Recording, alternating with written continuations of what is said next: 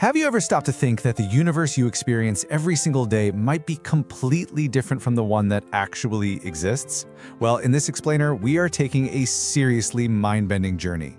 We're going to start with some everyday illusions we all fall for, and then we're zooming all the way down to the reality-shattering quantum realm. Trust me, you'll want to stick around for this. Here is a quick look at our roadmap for today. First, everyday science myths busted. Then, rethinking history and nature, followed by space, time, and relativity.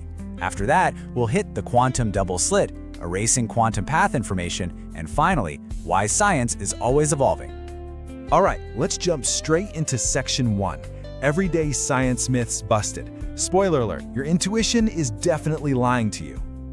Okay, we have all heard that absolutely terrifying trivia, right? That the average person swallows 8 spiders a year in their sleep.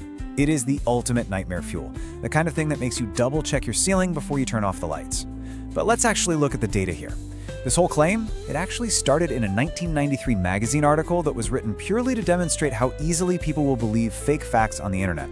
So you can rest easy because the reality is a solid 0% chance. Think about it from the spider's perspective. To a spider, a sleeping human isn't some quiet, dark cave to explore. We're a massive, vibrating, hurricane-force natural disaster. Between our beating hearts creating tremors and our heavy breathing generating wind, the biological probability of a highly vibration-sensitive spider willingly crawling into your mouth is absolutely 0. Moving on to another classic. What's really fascinating about this next myth is how a wildly dedicated 60-year experiment proved literally everyone wrong. We've all been scolded about this, told that the sharp popping sound from cracking your knuckles is terrible for your joints and basically guarantees you'll get arthritis. Well, enter Dr. Donald Unger. He popped the knuckles on his left hand, and only his left hand, at least twice a day for 60 straight years just to test this very theory. And, after 6 decades, X-rays showed absolutely 0 difference between his 2 hands. No arthritis, nothing. That violent pop you hear isn't bone grinding on bone like we tend to imagine. It's actually a physics phenomenon called tribonucleation. Basically, when you stretch the joint capsule, it causes the rapid, completely harmless formation and popping of a carbon dioxide gas bubble in your synovial fluid. That's the whole shebang.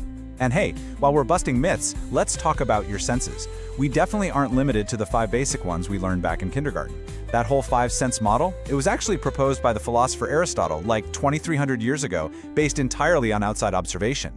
Modern neurologists have actually shown we have up to 20 distinct senses working all at once. This includes proprioception, which maps your 3D body positioning, nociception for dedicated pain detection, and even chronoception for tracking the passage of time. All right, let's broaden our view a bit for section 2, rethinking history and nature, from the cosmic down to the fast. So Hollywood movies have pretty much permanently cemented this idea in our heads that Roman gladiators were just bloodthirsty, desperate slaves forced into this chaotic death sport. It paints a really grim, barbaric picture, doesn't it? But if we look at the actual archaeological and historical truth, it tells a fascinatingly different story. Historically, many gladiators were highly paid, unionized celebrity athletes. We're talking about heavily regulated matches with actual referees. They were huge financial investments for their owners, which means fighting to the death was actually quite rare. Plus, bone analysis has shown they ate a barley-heavy, high-carbohydrate diet. Why? To intentionally build a protective layer of fat to shield their muscles from superficial cuts. They were basically the highly sponsored rock stars of their era. Now, let's stretch our perception of deep time for a second. We normally think of ancient trees as the ultimate symbol of, primal nature. But the fossil record reveals something completely wild. Ancient sharks were already swimming in Earth's oceans 420 million years ago.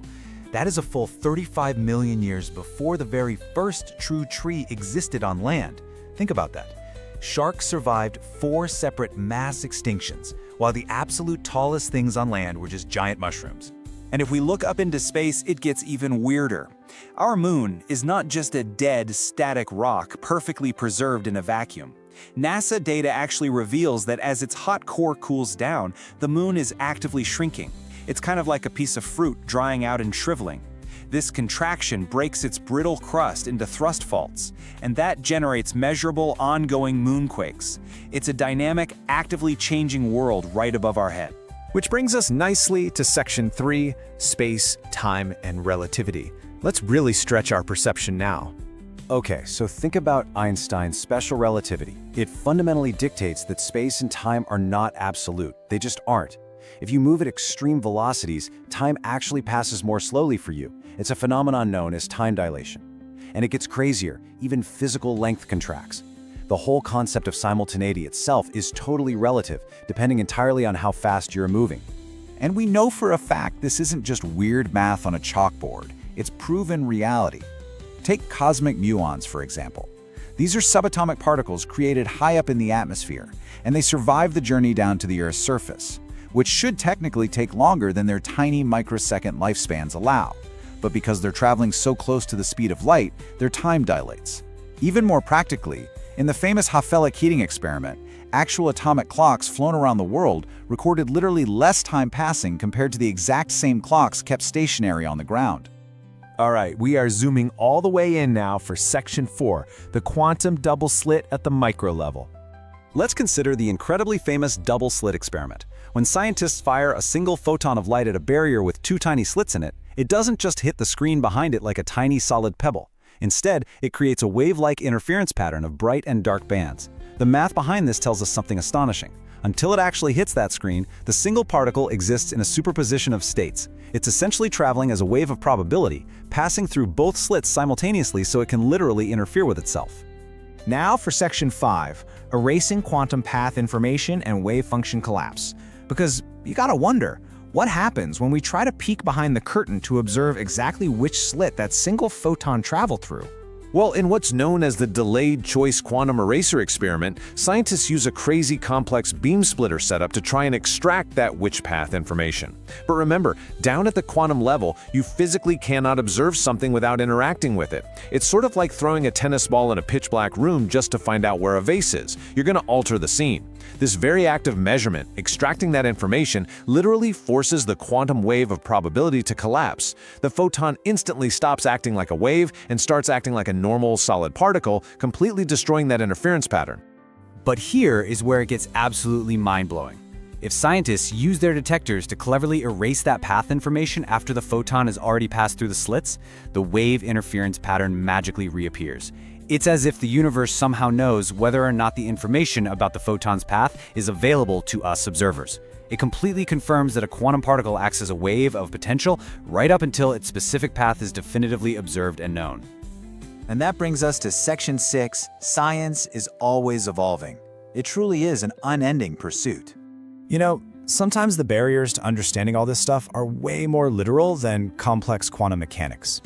For instance, while researching things like the newly revised count of human bacteria cells, or trying to look into the extreme microscopic survival mechanisms of those crazy little water bears we call tardigrades, we literally ran into internet firewalls and 403 server errors. It's kind of funny actually, but it's a very real reminder that some scientific knowledge remains a mystery, or at the very least, temporarily blocked off, just waiting to be unlocked by whoever's curious enough to keep digging. So, wrapping up this explainer, the really crucial question we've got to ask ourselves is a deeply philosophical one, but it's driven entirely by hard physics. If a simple observation, just the mere act of extracting information, fundamentally changes the fabric and behavior of a photon at the quantum level, how is your perception, your focus, and your daily observation shaping the macroscopic reality that you experience today? Keep questioning what you know. I'll catch you in the next explainer.